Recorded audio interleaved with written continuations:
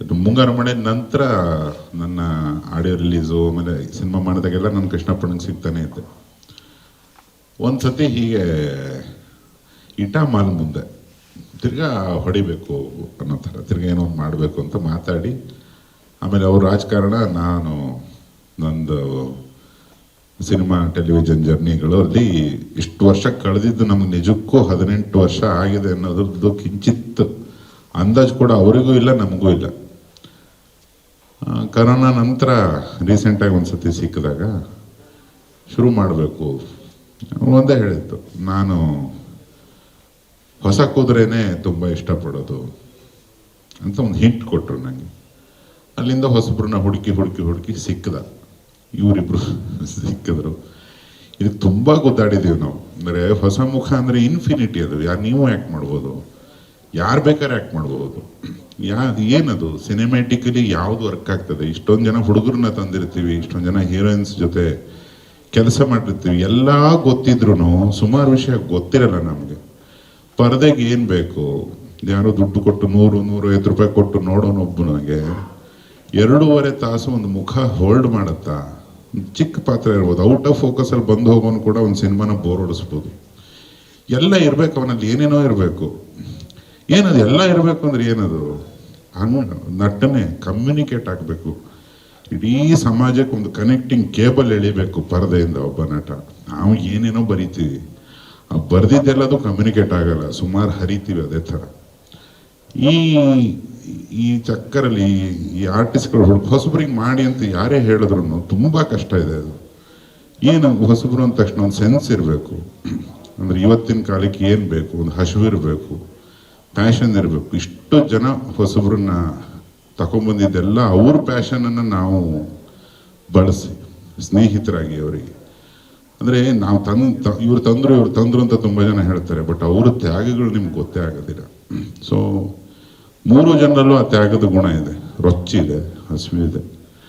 ಅದು ತುಂಬ ಖುಷಿ ಕೊಡುತ್ತೆ. ಸೊ ಅದಕ್ಕೆ ನಾನು ಕಾರ್ಯಕ್ರಮದ ಬಿಗಿನಿಂಗಲ್ಲೇ ಕೇಳಿದೆ, ತುಂಬ ಹರಸಿ ಹೊಸಬ್ರು ಬೇಕು, ತೀರಾ ಅಂದರೆ ತೀರಾ ಅವಶ್ಯಕತೆ ಇದೆ ಅಂತ ಮತ್ತೊಮ್ಮೆ ಕಳಕಳಿಯಿಂದ ಕೇಳ್ಕೊತೇನೆ. ಆ ಜರ್ನಿ ನಾವು ಯಾವ್ಯಾವಾಗ ನಾವು ಹೊಸಬ್ರ ಜೊತೆ ಜರ್ನಿ ಮಾಡ್ತೀವೋ ಅವರಿಗೆ ಗೊತ್ತಿಲ್ಲದಂಗೆ ಸುಮಾರು ವಿಷಯ ನಾನು ಕಲಿತಿರ್ತೀನಿ. ಅವ್ರು ಹೇಳ್ತಾರೆ ಇವರಿಂದ ಏನೋ ಕಲಿತೆ ಅಂತ. ನಮಗೂ ಸಾಕಷ್ಟು ವಿಷಯಗಳು ಗೊತ್ತಾಗುತ್ತೆ. ಅವರ ಎನರ್ಜಿ ಲೆವೆಲ್ಸು, ಅವರ ಲಿಬಿಡೋ, ಅವರ ಒಂದು ಅಟ್ರಾಕ್ಷನ್, ಅವು ಜನ್-ಝಿ. ಇವಾಗೇನು 1 ಸೆಕೆಂಡಿನ ಪ್ರೊಮೋಗಳು ಬೇಕಂತ, ಇವಾಗ ಒಂದು ನಿಮಿಷದ ಪ್ರೊಮೋ ನೋಡೋಕ್ಕೂ ಪೇಷನ್ಸ್ ಇಲ್ಲ, ಕೈ ಹಿಂಗೆ ಹೋಗ್ತಾನೇ ಇರುತ್ತೆ. ಎಕ್ಸಸೈಸ್ ಥರ 20 ಸೆಕೆಂಡಲ್ಲಿ ಎಲ್ಲದನ್ನು ಹೇಳಬೇಕು. ಬೋರ್ ಆಯ್ತಾ ತೆಗೆದು ಸೈಡಿಗೆ ಇಟ್ಬಿಡ್ತೇನೆ. ಅದೇ ತಲೆಮಾರಿದು. ಯಾಕೆ ಅವ್ರಿಗೆ ಬೋರ್ ಹೊಡೆಯುತ್ತೆ? ಹೆಂಗೆ ಅವ್ರನ್ನ 2 ತಾಸು ಗಂಟು ಹಾಕಬೇಕು?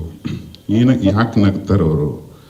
ಚಿಕ್ಕದಾಗ ಒಂದು PJ ಬೋರ್ ಜೋಕು, ಯಾವುದೋ ಒಂದು ಆರ್ಡಿನರಿ ಜೋಕ್ ಮಾಡಿದರೆ ನಗರ, ಅವನ ಹತ್ರ ಕೂಡ ಸೇರಿಸಲ್ಲ ಅವರು. ಅವ್ರದ್ದು ಲೆವೆಲ್ಗಳೇ ಬೇರೆ ಆಗ್ಬಿಟ್ಟಿದೆ. ಅಂದರೆ ಈ ತಲೆಮಾರಿನ ಪ್ರೇಕ್ಷಕ ವರ್ಗದ ಯೋಚನೆಗಳು ಅದು ಎಲ್ಲಿಗೋ ಇದ್ದಾವೆ.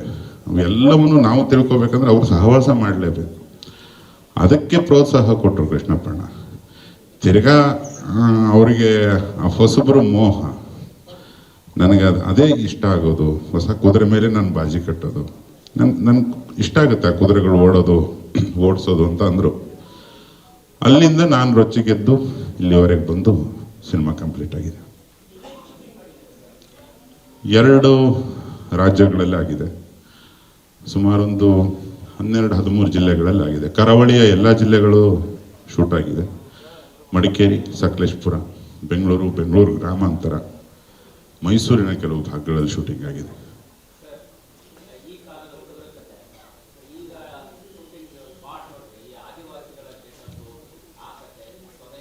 ನೀನೇ ಇನ್ಫ್ಲುಯೆನ್ಸ್ ಅದಕ್ಕೆ. ಆದಿವಾಸಿ ಕಾಂಟ್ರಾಸ್ಟ್ ಅದು. ಇವತ್ತಿನ ಕಾಲದವರು ಒಬ್ಬ ಆದಿವಾಸಿಗಳ ಬದುಕು ನೋಡಿ ಬೆಚ್ಚಿ ಬಿದ್ದು ಬಿಡ್ತಾರೆ. ಒಂದು ಡೈಲಾಗ್ ಇದೆ, ನಾವು ನಾಡು ಮಂದಿ ಕಚಡಗಳು, ನಮ್ಮ 1000 ಪಟ್ಟು ಪ್ಯೂರಿಟಿ, ನಮ್ಮ 1000 ಪಟ್ಟು ಶುದ್ಧರಾಗಿರ್ತಾರೆ ಇವರು ಆದಿವಾಸಿಗಳು, ನಾವೆಲ್ಲ ಸೆಕೆಂಡ್ ಹ್ಯಾಂಡ್ ಗಾಡಿಗಳ ಥರ ಅಂತ. ಈಗ ಇವ್ರನ್ನ ತೋರಿಸ್ಬೇಕಂದ್ರೆ ಇವರು ಯಾವ ಸ್ತರಕ್ಕೆ ಬಿದ್ದಿದ್ದಾರೆ ಅಂತ ಹೇಳಕ್ ಒಬ್ಬ ಬೇಕಲ್ಲ, ಅದು ಹೊರಗಣ್ಣ. ರಂಗಾಯಣ ರಘು ಅವ್ರ ಪಾತ್ರ.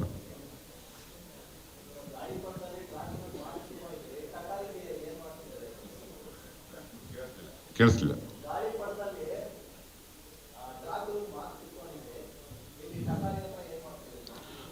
ಹೊಸ ಕನ್ನಡ ಮಾತಾಡಿಸಿದ್ವಿ. ಅದು ಕನ್ನಡವೋ ಅಥವಾ ಅದು ಪೂರ್ತಿ ಭಾಷೆನ ಕ್ರಿಯೇಟ್ ಮಾಡಿದ್ದೀವಿ. ಅದು ಕಮ್ಯುನಿಕೇಟ್ ಆಗುತ್ತೆ ಅನ್ನೋ ದೃಢ ನಂಬಿಕೆ ನನಗೆ, ರಂಗಣ್ಣಗೆ. ಮತ್ತು ಅದರಲ್ಲಿ ಒಂದು ಅಕ್ಷರ ಚೇಂಜ್ ಮಾಡಬೇಡಿ ಅಂತ ಹಠ ಬಿದ್ದಿದ್ದು ನಮ್ಮ ಕಲಾ ನಿರ್ದೇಶಕ ಶಿವು ಮತ್ತು ಹರಿಕೃಷ್ಣ ಅವರು. ಅದು ನೀವು ಸ್ವಲ್ಪನೇ ನೋಡಿದ್ರಿ ಇವತ್ತು ಅವರ ಅಭಿನಯನ. ಇಡೀ ಅವರು ಮತ್ತು ಅವರ ಆದಿವಾಸಿ ಕ್ಯಾಂಪಿನ ಎಲ್ಲ ಪದಗಳು ಕ್ರಿಯೇಟ್ ಮಾಡಲ್ಪಟ್ಟ ಪದಗಳು, ಅವು ಯಾವುದೂ ಇಲ್ಲ. ಅಂದರೆ ಒಂದು ಆಲ್ಮೋಸ್ಟ್ ಒಂದು ಭಾಷೆನ ರಿಸರ್ಚ್ ಮಾಡಿ, ಅಂದರೆ ಒಂದು ಸತಿ ಹೇಳಿದ ಪದ ಮತ್ತೊಂದು ಸತಿ ಮುಂದೆ ಬಂದಾಗ ಅದೇ ಥರ ಇರಬೇಕು, ಆ ಥರ ಕೂತ್ಕೊಂಡು ಕೆತ್ತಿರೋ ಪದರಚನೆ ಇದೆ. ಅದನ್ನು ಅವರಾಗಿದ್ದಕ್ಕೆ ಮಾಡಿದ್ದಾರೆ, ಯಾರ ಕೈಲೂ ಸಾಧ್ಯ. ಅದು ಹೆಂಗೆ ಬರೆದದ್ದನ್ನೇ ಹೇಳ್ತಾರೆ ಅನ್ನೋದು ನನಗೆ ಇದುವರೆಗೂ ಅರ್ಥ ಆಗಿಲ್ಲ. ಮುಂದೆ ಅರ್ಥ ಆಗೋದು ಬೇಡ. ನಿಮ್ಮ ಪ್ರತಿಭೆಗೊಂದು ರಾಯಲ್ ಸೆಲ್ಯೂಟ್.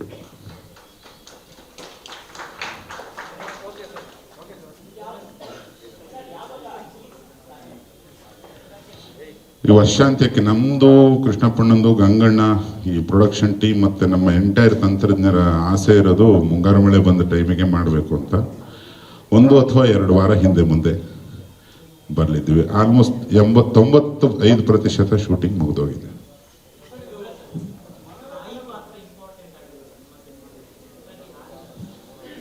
ತಂದೆ ತಾಯಿ ಇಬ್ರು ಪಾತ್ರನೂ ಇಂಪಾರ್ಟೆಂಟ್. ನೇತ್ರ ಅವರು ಸೀರಿಯಲ್ ಕ್ಷೇತ್ರದವರು. ಸಿನಿಮಾ ಮಾಡಿದಾರೋ ಇಲ್ಲೋ ಗೊತ್ತಿಲ್ಲ. ಇದು ಹೊಸ ಅನುಭವ ನನಗೆ ಸಿನಿಮಾ ಅಂತ ಹೇಳಿದ್ರು. ತುಂಬ ಚೆನ್ನಾಗಿ ಆ್ಯಕ್ಟ್ ಮಾಡಿದ್ದಾರೆ. ನೇತ್ರ ಅಂತ ಇವರ ತಾಯಿ.